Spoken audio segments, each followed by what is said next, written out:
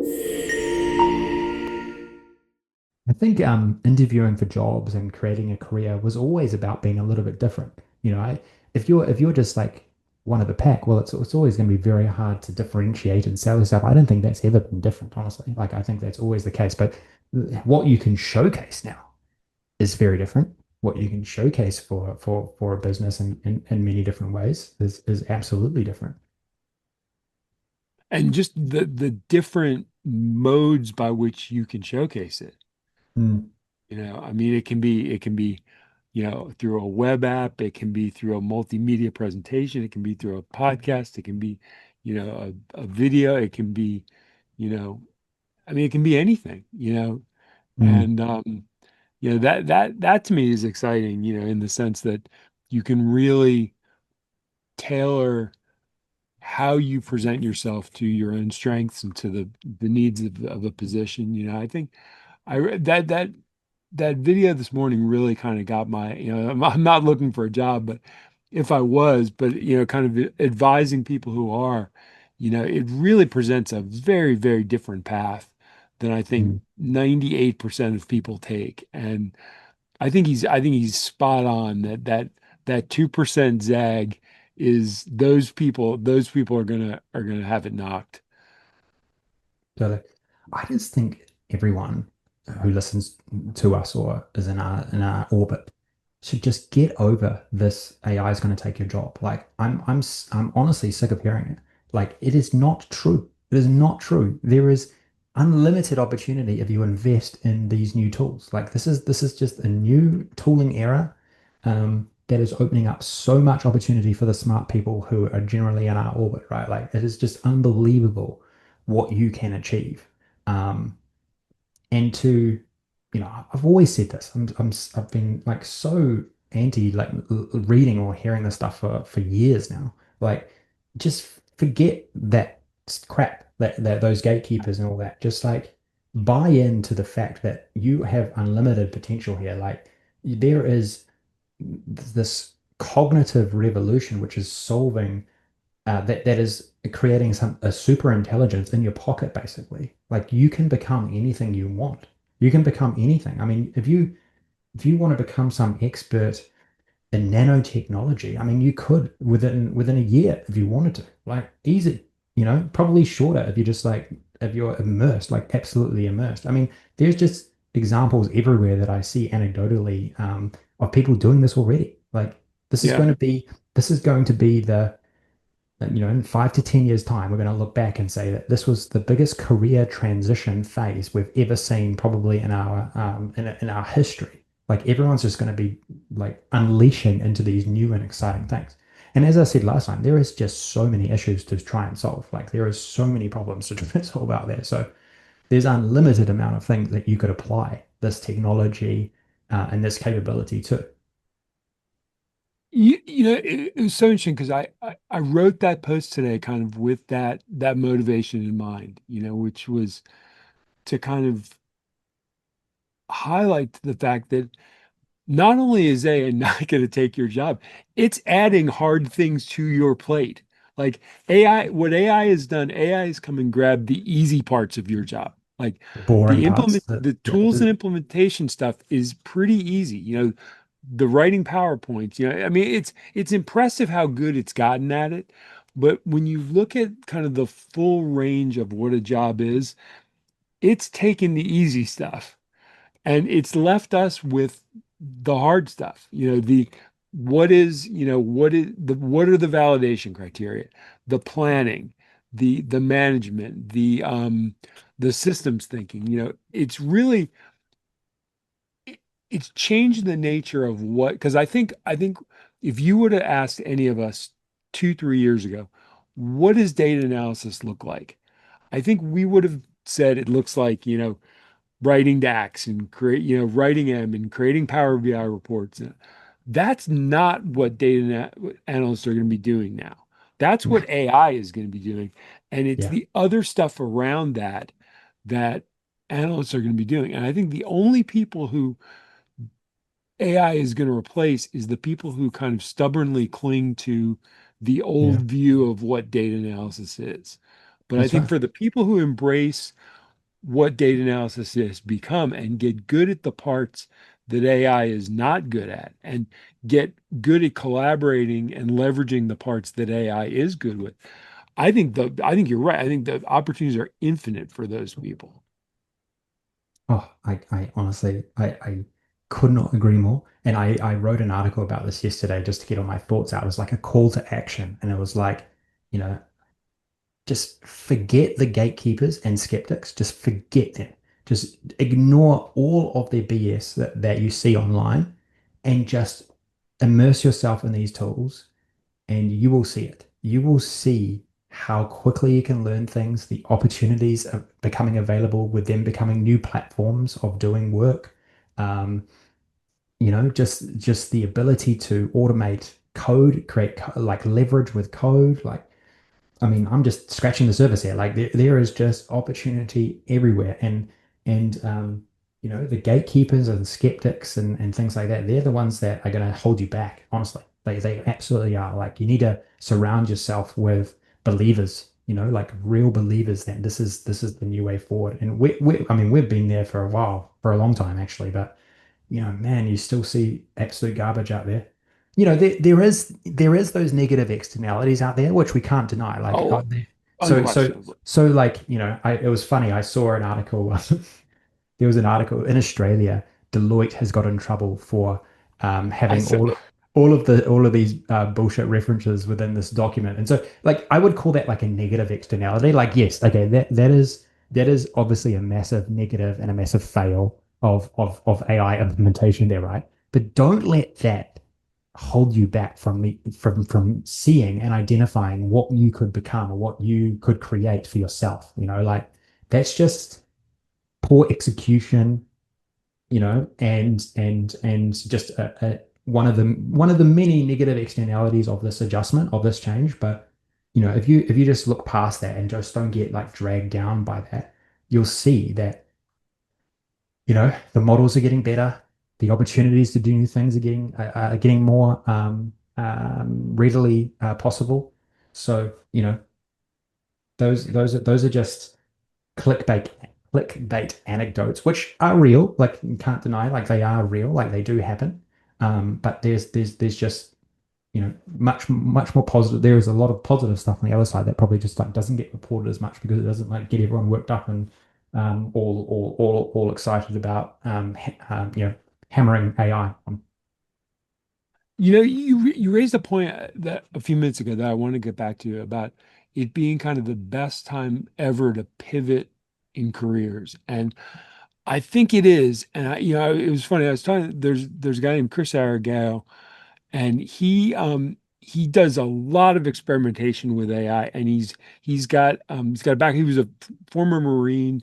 He does a lot of military strategy and AI, and um, he was talking about the fact he commented on my post, and he talked about the fact that domain knowledge still matters so much that when he's in his domain and kind of working with AI and coding and things go sideways, he can spot it and correct it right away.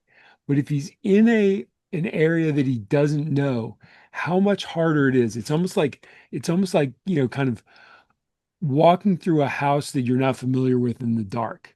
And you bump into stuff, you fall, whereas when it's your own house you've lived in for 10 years, you can navigate it with your eyes closed. And he was kind of making that point that, the domain knowledge that you carry into this is such a valuable part of it. And I think sometimes people focus more on what they don't know and don't value as highly what they do bring into it. And Mm, in some sense, if I were advising, somebody young, I would say don't don't learn data and coding and all this and AI on its own. Learn it in conjunction with a domain that you're interested in, and that yeah, bringing that domain with you just gives you so much more context and power to leverage the tools in a meaningful way. 100%, 100%. This is the software opportunity that I've had in my mind for a year. Like, um, the the code being such a unlimited resource now, you can apply that code as leverage into the most niche things that were just Right. never possible before. Like AI is unleashing the niches, the opportunity within very niche things. Um, and I think we'll be amazed at what pops out the back of this, like in the next few years. Like we'll be absolutely amazed at what we'll be able to plug into so easily and to be able to do. And with that ability to apply this new leverage to these niches is going to open up more opportunities to do new things. Like this is what happened with the app economy. This is what happened with the internet. This is what happened with, like it just opened up new opportunities. And it's why, you know, it's why I'm so pro. I'm so pro on the upside here of like new opportunity being generated. Jevons paradox is what gets like parroted a lot. Like this is, I mean, you just okay. So Hollywood is getting disrupted, right? But the actual movie and animation industry is getting absurdly huge, like because it's democratizing the ability to create videos to basically anyone. So yes, Right. the old style of working is, collecting people, and this is going to happen very quickly. Getting people together and building a movie for $200 million, like of costs and things like this. I mean, that's going to end. Like that whole paradigm is over. When you can probably create something of similar quality with AI models for like 10 or 20 million or whatever. Um, but at the end of the day, there's going to be a lot more people working in that industry or that can work in that industry. I mean, you and I could pivot our careers tomorrow and just invest all our energies into learning AI animation. We could create documentaries with AI. Like we could do anything with AI. Like this, I mean, this is just a micro example. I mean, I am convinced that my career and my focus is going to change multiple times over the next decade. I am absolutely convinced. Like, it already has within the last 18 months, and it is going to continue. Like, I am just so embracing that, and I'm doing more exciting work than I've ever done, honestly. Like,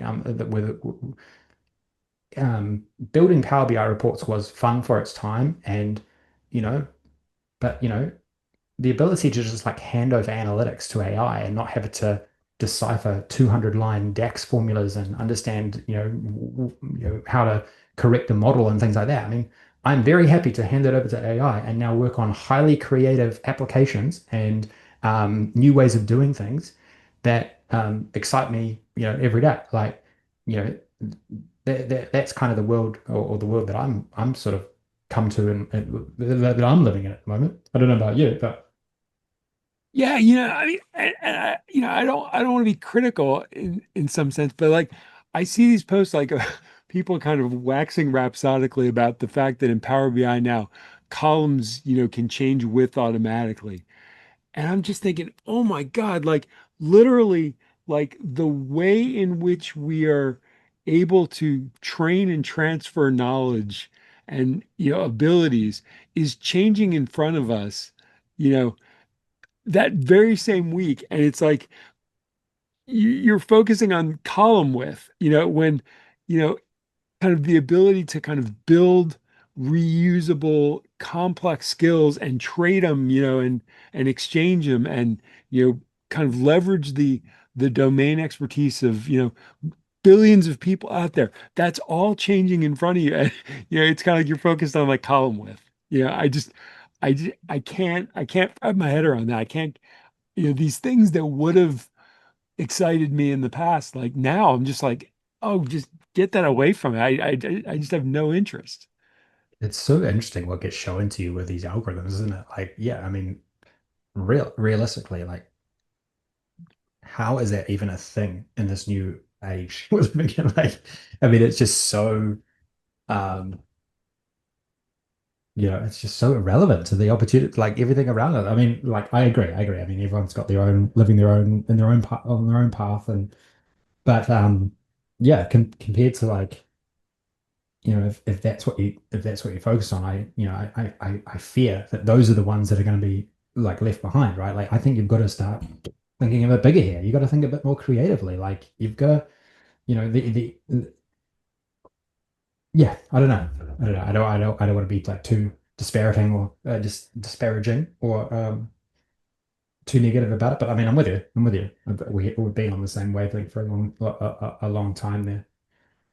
So But I do have something I learned about LinkedIn that I'm kind of optimistic about. You know, we'll see if it pans out, but there's a guy named Liam Darmody who he's more of kind of a brand specialist, and you know, he's very plugged into to LinkedIn, but he's a really genuine guy, really nice guy, and he um he engages really honestly about, you know, content creation and one of the things he brought up is they've got this new like AI 360 system that they're going to use as the basis for the algorithm. And what he said is he's seen previews of it, and you know he's not a you know a you know LinkedIn or Microsoft mouthpiece by any means. You know, he's a very you know independent thinker, and what he said is he said he really sees it as potentially a way that it is going to prioritize and push independent, you know, kind of quality, high quality technical content and, you know, kind of opinion pieces and, you know, kind of as we talk about kind of the, you know, the careless AI slop, you know, part of it, as opposed to, you know, kind of thoughtful use of AI. And he does, you know, he does use AI in his post, but in a very, and I think a very careful, well-crafted way. And you know, if they get to a point where they're rewarding that and surfacing the content that does those things, it could make a big difference. You know, I'm kind of cautiously optimistic as he's somebody I trust, and when he says that he thinks it's got potential, I'm cautiously optimistic. yeah. Oh, look, there's no doubt they could use AI to improve it. I think that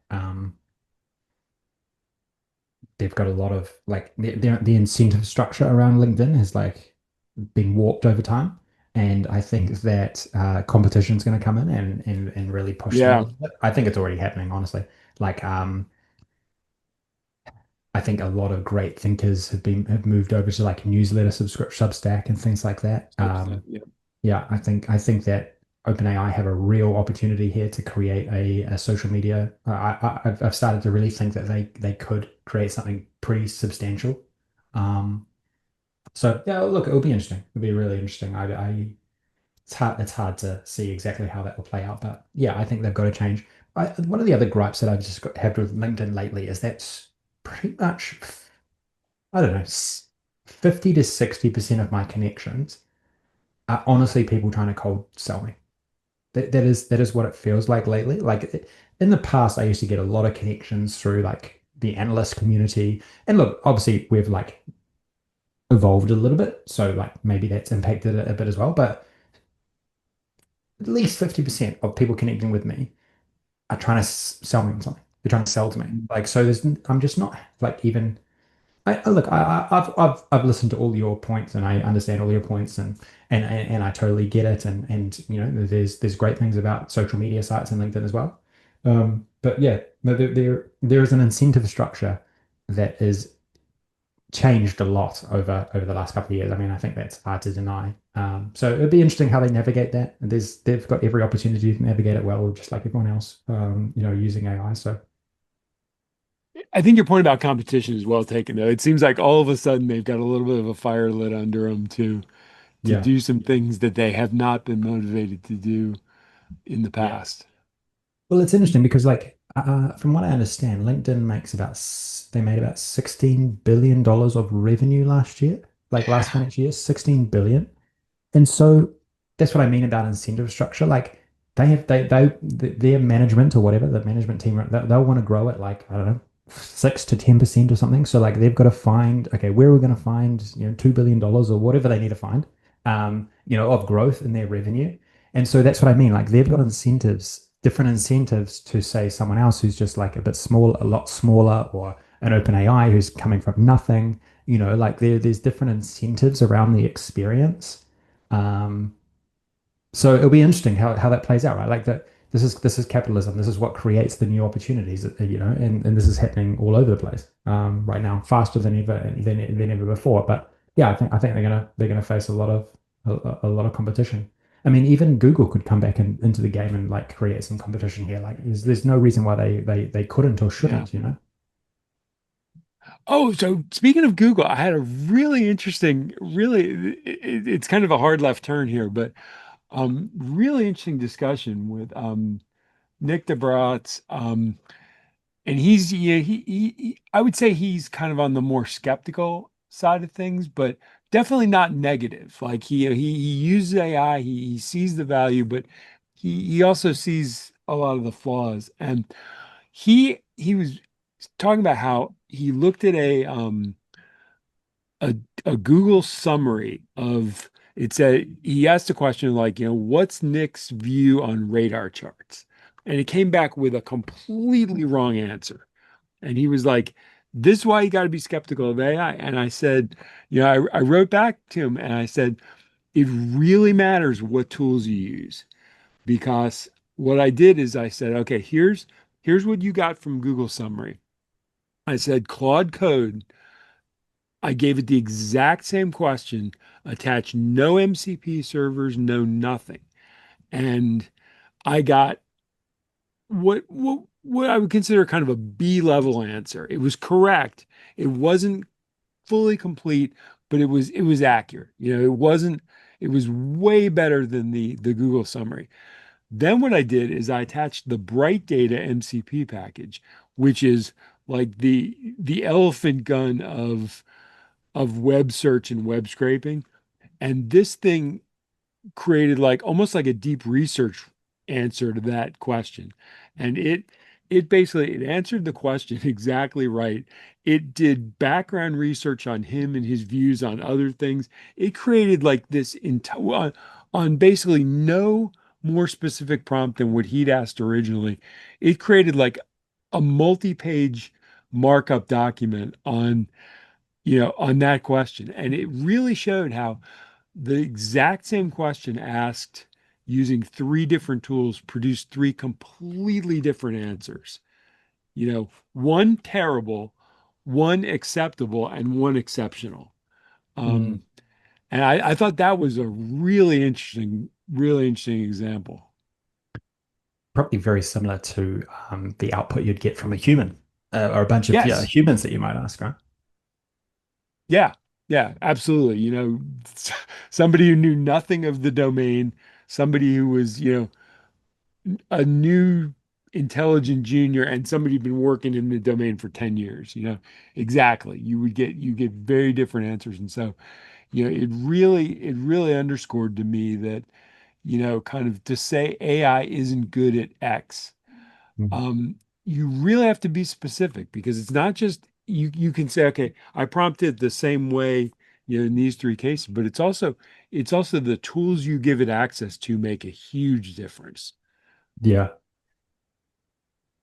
God, it's such an interesting thought bubble to think about what it's going to be like in organizations when it just becomes accepted truth, like accepted cultural truth that the AI is smarter than almost anyone within that organization. I think that that was not the case maybe obviously like AI usage has been building and building and building. I mean, even a year ago, you would say that there was still a long way to go from AI usage. I think it's like very prevalent now, like everywhere. Everyone's at least using it, have tried it and stuff. But then it's only really been in the last few months that we've got to a point where it's like, okay, it's almost undeniable that these things are like smarter than the person next to you about a certain thing, right? It is so interesting to think what that's going to be like. I mean, within an organization, isn't like it's like there's going to be a lot of, I mean, there already is, but there's just a lot of cope, a lot of gatekeeping. But there'll be a point where people will be like, "Have you checked AI with that? Have you checked AI on that?" Like there And will and to absolutely be a not have point. checked AI will be considered like unexcusably careless. Totally. I reckon it's probably starting to seeping in right now. Like if I was to hazard a guess, like you'll be an analyst one day and then your manager will be like, oh, did you check AI on this thesis? Like, did you check AI on these ideas? One of the probably quite controversial takes that I've had recently which interesting to get your thoughts on, if you believe this as well, is that I don't even think we're going to get to a point where you need to analyze things as much as you once did, or the ways in which you once did. Um, I think that there is going to be sort of analysis opportunities in terms of like volume of analysis opportunities. I think there's a lot more. But in terms of, I guess my point is, I think the models are getting so smart and so good that they'll be able to interpolate a lot of things. So you'll be able to, they'll actually be able to deal with like incomplete data, or they'll be able to deal with smaller subsets of data and extrapolate things, interpolate things. Um, and I think they're almost already there if you think about it, like in some cases, and they'll get better. And I think that changes a lot because a lot of the work that we did in the past with data analysis was like analyzing things to the nth degree, like as as detailed as possible, as comprehensively as possible. But there might actually be a world where surface level data in a lot of cases is probably fine, and you'll be able to get the AI to sort of extrapolate and forecast and do analysis on like that smaller subset of data, or that less in-depth data set. So it's a slightly different thought, or maybe like a more controversial thought that I've had recently, but like just with my volume of usage and particularly seeing it write code and actually do these things sort of live, right? Like, it's able, if you think about it, like there is some out saying that AI has solved maths, for example. Okay, so like, okay, whatever that means, I don't even know what that means, but okay, so if AI can solve maths, I think it can solve like trend analysis and forecasting, and like it can solve things with less information. So that's kind of just like me bringing it back to like core analysis within business or whatever. So, what are your thoughts? Okay, so a week ago, I might have had some quibble with this. This is what skills is. That basically, like what I built is I built a skill that solves M code challenges. And it leverages the M code MCP server that I built. But what it does is it it has instructions for parsing the input file and the target file. It has instructions for calling the MCP server. It has instructions for iterating the MCP server until the code output matches the target. Then once that happens, it has instructions for documenting, for creating a comprehensive report that has like 7 components. And the only thing you have to do to call all that is say, solve this challenge. If you say solve this challenge and you give it a screenshot or an Excel file, it will invoke all of that. And so, what is the difference between saying, okay, like, build, forecast sales, for the next 3 quarters. And it then says, okay, like I'm going to pull all this data, I'm going to clean it in this way. I'm going to set this up as an R time series sequence. I'm going to call an ARIMA, forecast with, autoregressive, this, that, and the other thing. And say basically it's going to do all those things as part of the called skill. And all you're going to have to do is say forecast sales for the next 3 quarters. And it's going to know that the way to do that is by calling this complex skill that does that. And so, I think, as we've talked about that, I've been skeptical right up until now of self-serve BI, because I said, you really need to know what techniques you're calling, how to interpret them.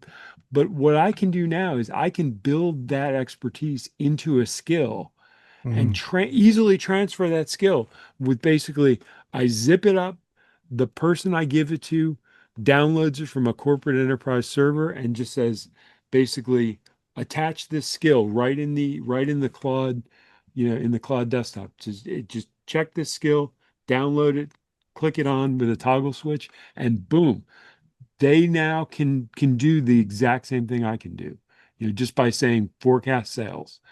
And Yeah. that is, to me, that is where this becomes a complete game changer. They can say, okay, fill in my missing data.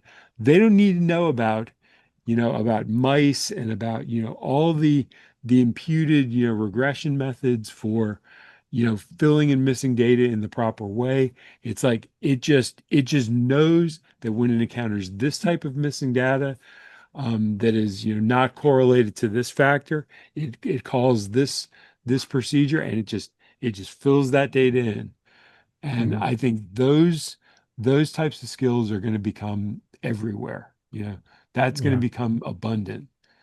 Yeah. And the only skill that's going to be needed is discerning which of those is the best and which one for your particular use case is the right one to plug in. And once you've got that, I think you're on the way to real self-service BI. Yeah. I was listening to a podcast this morning actually, whilst I was in the car, and it's called Moonshots. I don't know if you've heard of it before, by this guy called Peter Diamandis. He started this thing called Singularity University, which was before Singularity was even like part of the no one was very much known out there, but he's quite a famous guy. Anyway, he has some absolutely sharp people in this space on his podcast, and one of these guys he's been saying this for months now. He goes, maths is about to be solved, and I'm like, okay, what is it? Great. What does that even mean? And then he tries to like describe what that actually means, and it does mean a lot. Like it means that the engineering becomes solved, and biotechnology becomes solved, and all these different like things that sort of like trickle down from that. And and he believes that very recently, like in recent weeks and months, that just by piling on compute, some of the latest models like GPT-5 Pro or whatever has been solving some of these like hard maths problems that no human has been able to solve. And so if you just extrapolate that out a little bit and you think, okay, AI is about to solve maths, okay, no matter how weird and wonderful you think that actually is, I mean, and if you can even like compute that in your own mind, I'm pretty sure that it will be able to solve analytics at a business level if that is the case. Like, Oh yeah. it is going to solve general analytics, like, so you'll be able to just like pop some compute onto some problem that you're working on. This is kind of like the realization, right? Like, and it will just do it for you. It will just do it for you in whatever way you ask it to. Very much like how Claude Code is just like coding up apps just because we ask it to. Like it will be exactly the same thing. And it even is kind of possible like even today, but it's just going to become like easier and easier and easier. The volume of analysis that we do though is just going to be far more diverse and spread out, and you'll be able to analyze like so much more than you've ever been able to analyze because we'll be capturing more than we've ever captured from a data perspective. But just like you just pile on this agentic compute on it and it will be done. It will be absolutely done. Well, it reminds me, it really reminds me in the way, kind of everything, new is everything old is new, the way that phrase goes, Mm. that it really reminds me of like, 15 years ago when I started using R. And all of a sudden there were packages coming out that would do anything. Like you couldn't come up with whatever analysis you needed to do. You could find somebody who's written a package to do it. And you needed to know how to use R and how to write R, but you didn't have to write these really complex custom functions. Somebody had done that for you. And the way I see it now is that it's basically the same thing, but it's you don't even need to know how to use the analytic tool and how to write the functions. All you have to know is basically this is what I want to do. Plug a package that can do this in. And it's kind of an evolutionary jump of the exact same process, but just that the smarts that we used to have ourselves to operate R and to leverage the packages. Now that's all within the model. I mean, it's still going back to the domain knowledge, it still helps to know that stuff, but it's really not like I don't see business people becoming, you know, intensive R users the way they used to. I just don't, you know. I still No. see I see R being really valuable, but in bundled into these these shells of more comprehensive skills. Yeah. Yeah. Yeah. Yeah. Yeah, the skills thing's gonna be interesting. I've got to do a bit more digging myself. I honestly do, but excited to dig more. I mean, maybe. What I would say is go just think of like one narrow thing you do regularly and build a skill on it. And Mm, it's one of those things that's hard to wrap your head around until you just go in and build one yourself. Like turn on that skill builder yeah. skill and just for something you're doing, whether it's refactoring your code or some sort of planning thing, build that skill, and I guarantee like the light bulb will come on and you'll understand exactly why this is so huge. Yeah, awesome. Yeah, well, it's kind of like MCP. Like the first time you connect to MCP, you're just like, holy crap! Like this Holy is what cow, this yeah. is. Yeah, yeah, yeah. Yeah. And nobody can like when people explain it to you, it's kind of like, yeah, yeah, okay, that sounds cool. But when Mm, you see it operate yourself, and like for me, this M code thing where I basically just vibe coded the MCP server and then vibe coded the skill around it. And I literally the other day I had one that ran 15 iterative loops, and it was a ridiculously complex problem. I mean, it was almost engineered to be like an M brain buster, and it ran 15 loops and solved it. It Do you probably think we're took getting it. to a point with these challenges where the AI is creating the challenge and then everyone's using the AI to solve the challenge? Okay, so this is what we are talking about Goodhart's law, which is Mm, I do actually think that as people like myself, and some of the others who are kind of experimenting with this start you basically using these to crack these really hard problems. The people generating problems are using AI to come up with harder problems. I definitely think that's true. And it yeah. gets to that systems thinking, skill where are we shifting the goal line by using these tools and then using these tools to kind of test these tools? It's a really interesting question. I have not talked to, folks like folks like Omid and VJ as to whether they are generating their problems with the help of AI, but I gotta suspect they are because some of them are just devilishly difficult. And Yeah. it would be I could almost see saying, you know, give me a problem that would be difficult for AI to solve. And then, I've got to run 15 iterations, of my program to solve it. So that's an interesting question. Using your own brain to solve some of these things would just become like nostalgic. It would just be like, oh, I'll use my own brain to solve this instead of I like do plugging that. I into a, still do it for kicks sometimes, just so I don't yeah. totally lose the skill, that I maintain some level of domain knowledge. But Mm, the thing that I think your thing that gets you, crazy is, the gatekeeping. The thing that gets me crazy is people saying AI makes you stupid, that it's like that is the dumbest thing I've heard because mm. if you if you take the time it saves you and you just doom scroll, YouTube shorts or something, then yeah, it's going to make you dumber. But Mm. if you take the time it's saving you and invest that in learning these other skills and these harder things that AI is adding to your plate, I feel like I've never learned more than I did in the past year. Never. In By the my way, entire life and career, I've never learned more than this past year. And it's because I stopped spending time on things I already knew. And I just said, okay, AI can do that. I don't need to do that anymore. And let me mm. take the time that I was spending doing that and learn new stuff. And, you know, that AI makes you dumber thing gets Oh, me. that winds me up too. That's Yeah. just absolutely ridiculous. Um, I am I am just so ambitious in my mind about what I personally can achieve. Like and that's why I think everyone should be like, you know. Um, there was a time where AI created a lot of uncertainty, I think. Like it definitely did. I mean, like everyone's like, oh wow, this level of intelligence is going to take over. But this intelligence level is getting better, but all I'm seeing is more opportunity, more platforms, more ways you can plug it in to do unique things. Like even agentic coding really wasn't a thing until like early this year. And what is that opening up? Like there's just constantly things opening up. I truly believe more will open up, more and more things will open up. The AI will take a lot of the stuff that we do not want, like are not that exciting and not that good to do, and enable people to do a vast array of things that they would never dream of being able to do before. Like I truly believe that.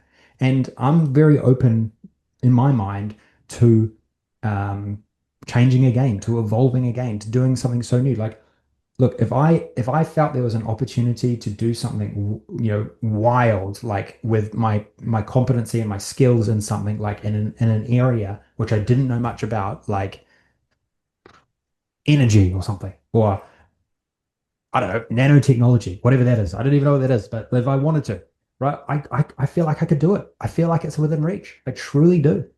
I truly do. I would have a global X top 1% expert tutor teacher in my pocket that could help me get there. And I think that that is actually open to everyone right now. Like I do for like $20 a month. Like it's crazy. And if you want to spend more to get there faster, you absolutely can. So I'll tell you a funny story. So I was on vacation and we rented this big house and just had a bunch of friends stay there in the mountains. And one of the folks who was there is my best friend. So we were 12 years old, and he loves to play the electric guitar. And his like weakness is he loves buying these like effects pedals. Oh yeah. Um, Yep. and he bought this thing, which is this kind of effects pedal like integrated thing that can mimic like 500 effects pedals. And what what he was saying is he said, the thing that would be amazing is if you could like take a snippet from a guitar riff that you find in some album and feed it in and have it tell you how to configure the just from the audio of that, how to configure the exact sound out of the effects box. And I'm like, we can do that. I'm like, I am convinced we can do that. And that night I had Google deep research, and I don't know, I don't know a thing about playing electric guitar. I don't know a thing about, electronic, pedal effects and all this stuff. I basically said, jot me down the model number of the effects box you use. And I said, I had Google Deep Research created like a 30-page report with like all the specs for the file format and everything you'd need to do in order to create the MCP server and the skill and the code around it. We're going to do it, and it's like, the idea of being able to take this thing where he's got the domain expertise and I've got the technical expertise, and we're just gonna spend some weekend, down in the basement here and bring his amps over and bring his effects box, and we're gonna crack that, and I can't wait to try it. And as you say, like you can learn anything now. Totally. You absolutely can. I mean, I would say I'm just at the early innings of like how much learning I think I've got to do over the next decade of like things that we could get into, what I could turn enterprise DNA into. Um, and yeah. So, it's like, yeah, crazy amount of things you can do. What's one other thing that I wanted to bring up, that really got my mind going the other day when I heard it on a podcast. Um, Do you know what the end game is for these like vision these video models is like Sora and VO1 and VO3 or whatever 3.1 whatever. The end game here is um, they believe that the AI models will be able to reason with vision, like with actual image, The like world imagery, models. the world models. And when Yes. when they said that, I was like, holy shit. yes, as these get better, they will be able to reason not with just text. They'll be able to reason in the real world that they imagine, like physics, like the way things move, or you just think about like it's just crazy to think, right? Like you've solved maths here, you've solved like intellectual knowledge here, and now you're solving world vision, like like vision of the world, like how the world actually works. I mean, that's just like insane. It's absolutely insane that you'll be able to bring all these things together.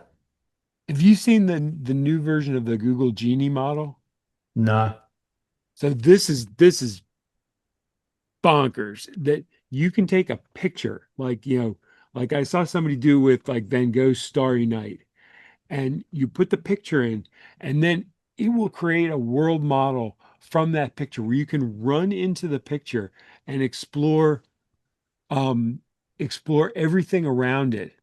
Mm, Um for some reason Claude Code is like coming up on screen. Um you can kind of run around inside that picture, and it will create a three-dimensional world consistent with the look and physics and characters. It was mind-blowing when I saw it.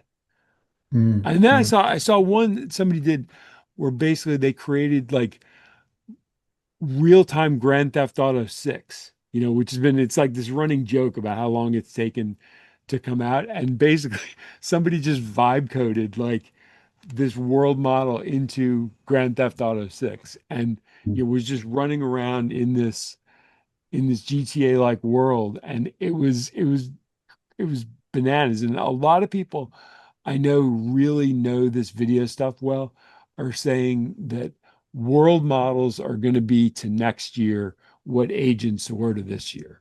That Yeah, that right. that Yeah. that's going to be the big thing next year.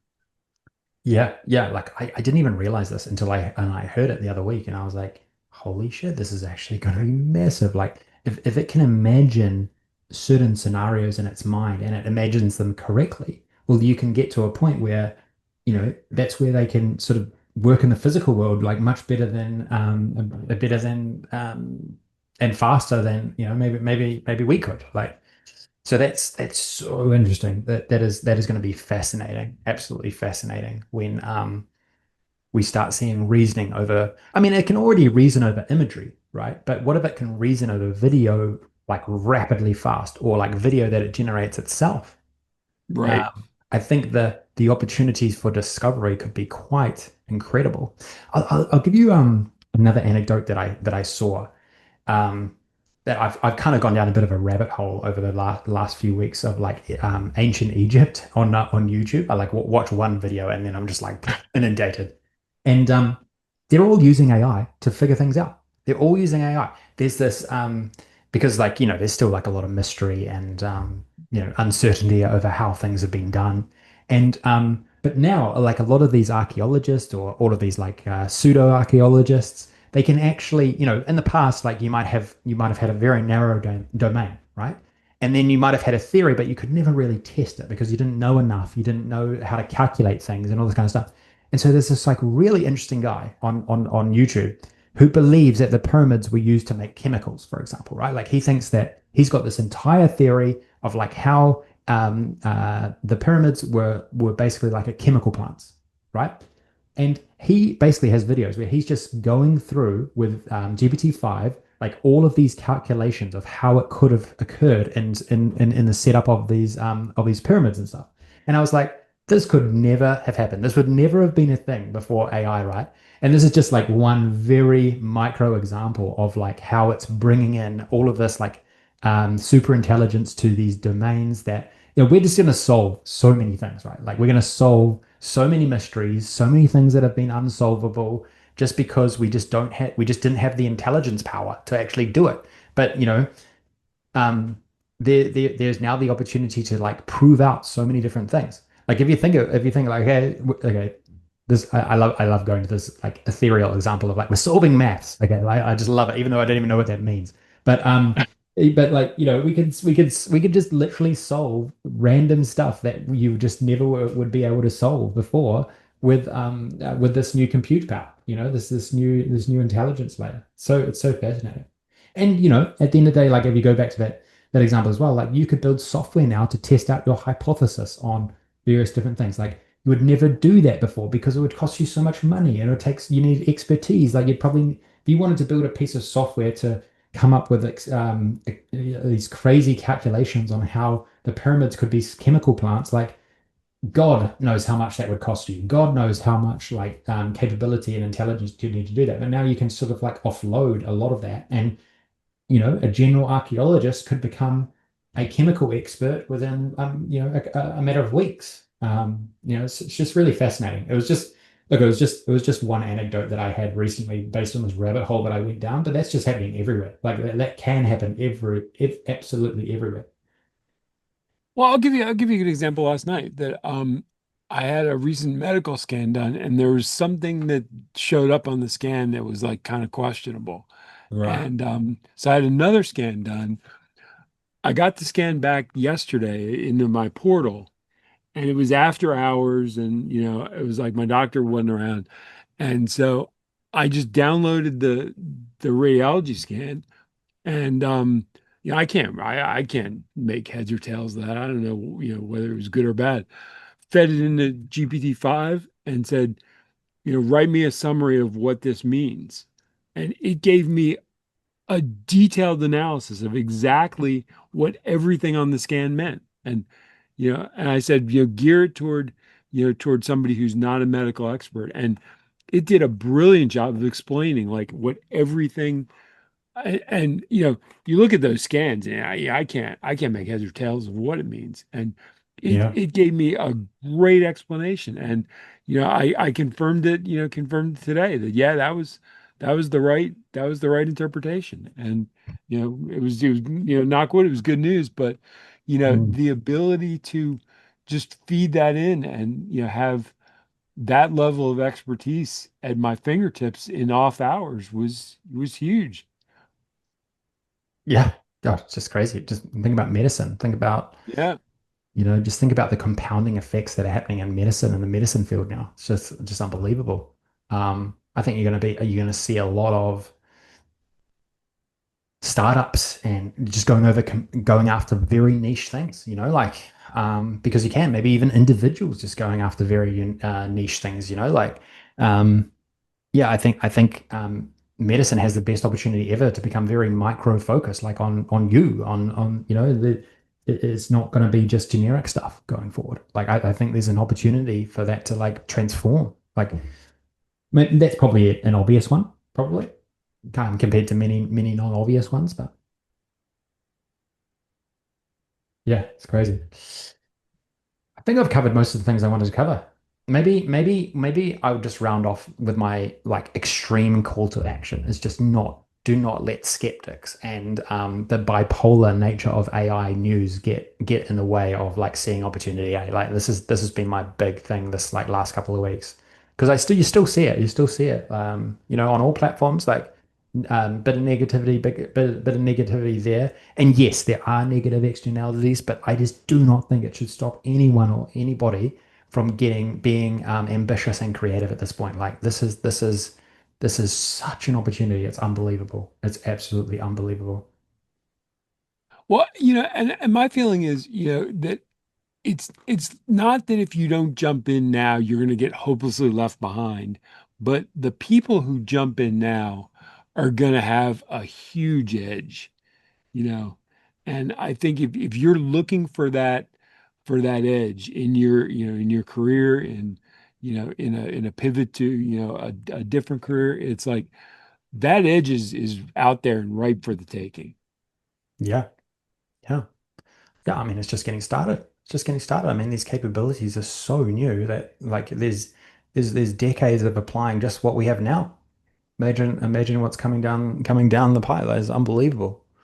Um, yeah, that's what we've got to keep training ourselves, Brian, to just like keep thinking bigger. I mean, I just it's hard to do it every day, but I just want to think bigger every day. Honestly, every single day, I'm just like, how can I myself and get my team to just like think bigger? Like, why are we not like running 10 apps right now? Like, why are we doing five? Like, why are we doing like 10 quality apps, like improving the experience for enterprise DNA users and the various other initiatives we're after? Like, why not?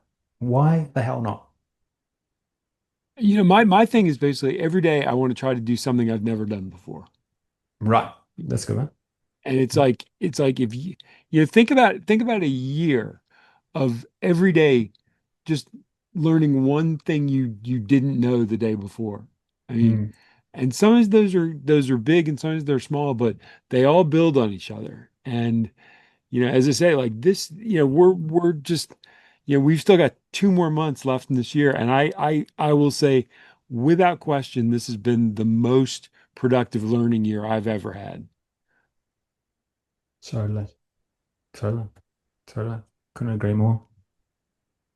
Um, awesome stuff. Loved it. Yeah. I had so much to get out on this one. So I'm glad that I'm glad we got opportunity to do a good one. So I really came prepared. what's one thing you've been you've been working on that you would tell me go dive into this and do something with it? Um, just looking through my notes here.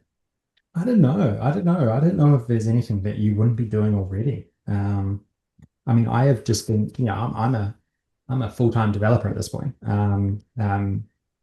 So that's what I've been like really diving into and trying to get better at. Whilst also, I guess, I mean, you're already doing this, but I am constantly amazed since GPT-5 at the quality, the quality of what I'm getting back. Like almost everything I'm asking it, I'm getting what I perceive to be top tier advice or like information back at me. So whether it's advice, whether it's learning, whether it's like strategy, whether it's like, business strategy. I always ask for business strategy, financial strategy. Um, I just feel I'm getting top tier advice now. Like was not the case all the time historically, but it just feels so much better to me. So I mean, I Okay, guess that's something I haven't been doing. I got to tell you that I've been really, kind of stuck in the stickiness of Claude Code. So I will break out of my my little fence there, and I'll dig in before our next one of these in a GPT-5 and tell you to build one skill. yes, yeah, 100%. I'm going to do that. I was even thinking, okay, if the skills is going to be as big as you think it is, this is an opportunity for me to think about, okay, how can we create a supply of these things? Like what's stopping enterprise DNA creating a marketplace for these? Like nothing, Nothing. absolutely nothing. Absolutely nothing. And I think So it's a trusted name that people will say, okay, like that's a quality place to draw skills from. yeah, so I'm gonna dive into this, and then if this is real, like this is an opportunity. This is a platform opportunity. So this is how big I'm thinking. Why are we not creating a central marketplace for it? All Okay, right, awesome stuff. we'll put down a marker on each of those for next discussion. Yeah, love it. Okay, good stuff, Brian. Loved it. Thanks, Loved it Sam. as always. Okay, take care. Talk to you soon. Bye bye. Bye.